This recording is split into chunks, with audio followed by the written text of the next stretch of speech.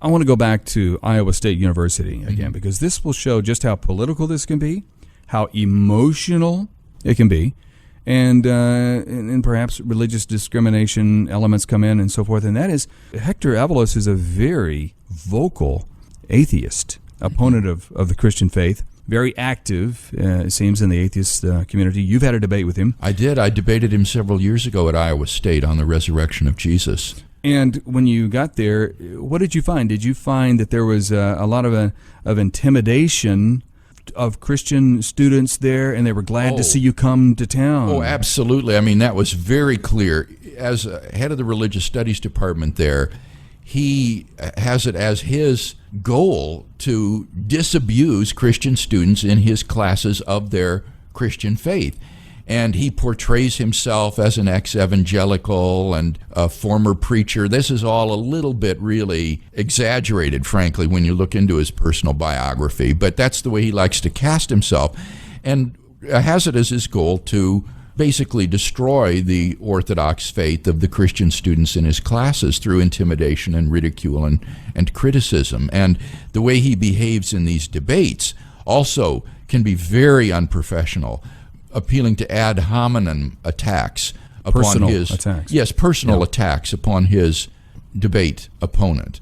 You did something, I can't help but talk about this. We'll get back to the film, but you did something in that debate that I don't think you've ever done before in a strategy. You kind of offered a disclaimer at the beginning of the debate that let's keep this debate on the up and up. And Hector, I got to call you on something. That is, you have a tendency to try to embarrass a colleague. And here's an example of it. And so, Hector, let's not have any of that. Yes, I felt very uncomfortable about doing that because it was, in a sense, attacking him in the debate for his methods, for his modus operandi. But I felt that I had to do it since I was the first speaker, and I didn't want him to pull one of these tricks on me in his opening speech, the way I had seen him do with a Professor Shelley in a previous debate in a very unprofessional manner.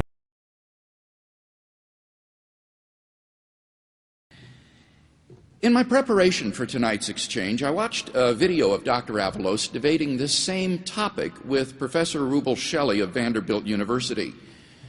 I was very disturbed by what I can only call Dr. Avalos's unprofessional conduct during that debate. The goal of academic debate is to get at the truth, not to make your opponent come away with egg on his face. But Dr. Avalos adopted several stratagems in that debate which seemed clearly designed to personally embarrass or humiliate Dr. Shelley. For example, Dr. Avalos projected a photograph of an ancient document up on the screen and turned to Dr. Shelley and asked, "Can you identify this manuscript?" Now, since there are literally thousands of Greek New Testament manuscripts comprised of thousands of pages, such a question was plainly ridiculous. It turned out to be a page from a papyrus called P66, which is housed at the University of Dublin, Ireland. When Shelley couldn't identify the manuscript, Dr. Avalos whipped out a slide of another document and said, "Well, I wouldn't expect you to be able to identify every ancient document. How about this one?" It turned out to be a papyrus called P75, which is housed at Coligny in Switzerland, but of course there was no way for Shelley to know that. Then Dr. Avalos played his trump card.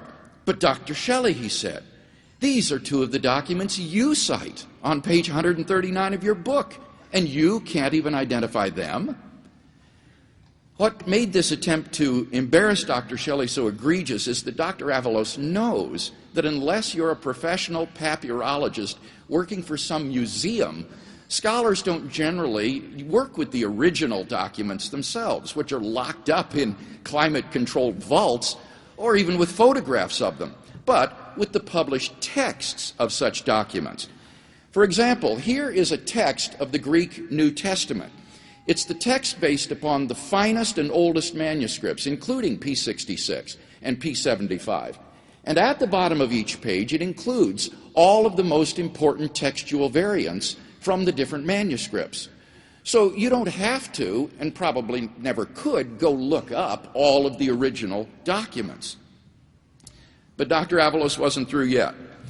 The papyri shown in the photos were degraded and had pieces missing from them, as one would expect. After all, they're old.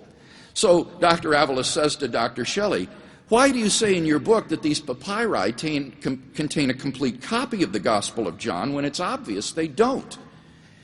This was pure grandstanding. To say that a document is a complete gospel doesn't mean that the manuscript is in perfect condition. One typically means that the manuscript includes the whole gospel from the beginning to the end, rather than just some chapters of it. In this sense, the Bodmer papyri do contain a complete Gospel of John. So Dr. Avalos was not only acting in breach of professional etiquette in trying to embarrass a colleague, but he was actually the one who was wrong, and Dr. Shelley was right. But of course, all this was lost on an untrained audience of impressionable undergraduates. Now, I say all of this simply to preempt any such strategy being employed in tonight's debate. We want to focus on the evidence, not on people. I hope, Hector, that we can agree to conduct our discussion tonight according to the rules of professional etiquette and decorum that we would exercise if we were speaking, say, at a meeting of the Society of Biblical Literature.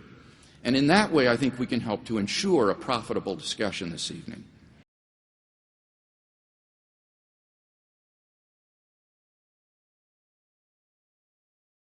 I'd first like to thank you for coming, but I'd like to question you on your tactics.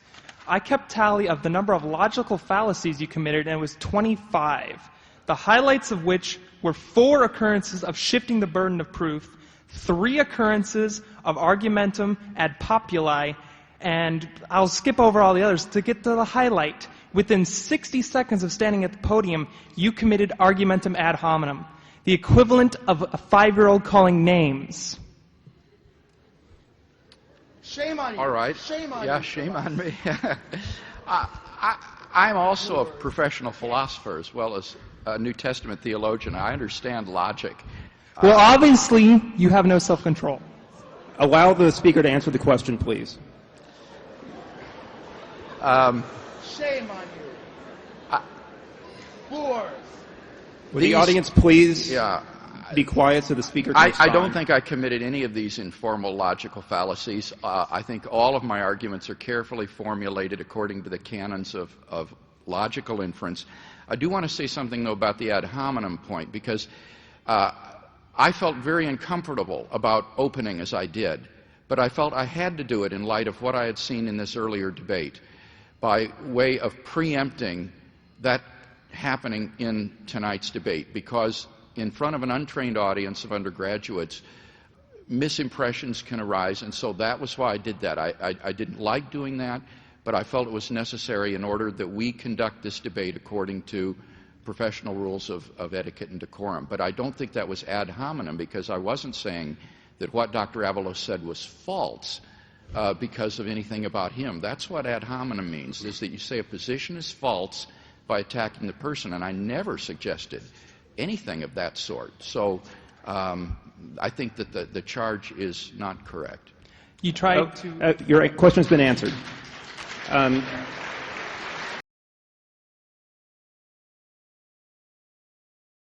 He's actually continued since then to attack me on a personal basis, Kevin, that, again, is just remarkable, because it isn't the way colleagues normally behave in the academy.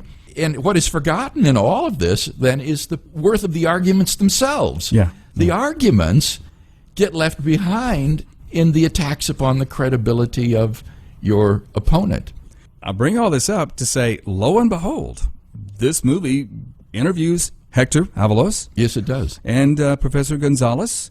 And it didn't surprise me, in light of everything that you just said, that there was an instance of this kind of possible discrimination coming out of that university. And Hector Avalos seemed to be very outspoken about it. Yes, that was the interesting thing about it in the film. Gonzalez's colleagues in the department, despite this secret email campaign, publicly said this is simply about his academic credentials, not intelligent design, when in fact, secretly, that was clearly the issue.